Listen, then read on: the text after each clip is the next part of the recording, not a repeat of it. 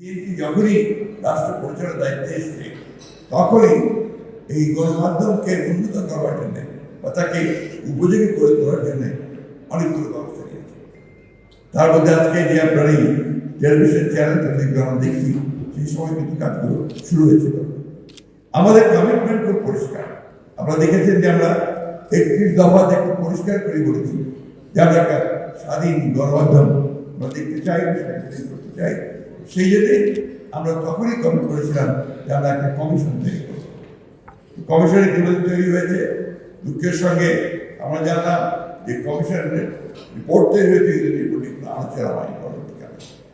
আমরা আশা করি যে আমরা যদি আপনার সরকার পরিচালনার দায়িত্ব জনগণের মধ্যে পাই, তাহলে আমরা নিঃসন্দেহে এটাকে অগ্রাধিকার ভিত্তিতে আমরা দেখবো বলে আমরা শেষ করি। একটা কথা না বলে পারছি, সেটা হচ্ছে যে আপনাদের সাংবাদিকদের তো অনেক ইউনিয়ন আছে, বিএফইউসি, বিজেপি, আবার দুই দলের দুই ভাগ আছে, তো নিজেরাই তো আপনারা দলীয় হয়ে যাচ্ছে। আজকে ভাইদের যে কথা বললেন, রাজনৈতিক দলগুলো তো আপনার পকেটের মধ্যে নিতে চায় না। আপনারা যদি পকেটে ঢুকে যান তখন কিন্তু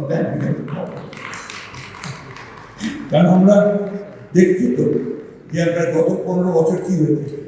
আমরা দেখেছি গত 15 বছর নিজেরাই উদ্যোগী হয়ে আপনারা ফ্যাসিলিটিকে সমর্থন করছে।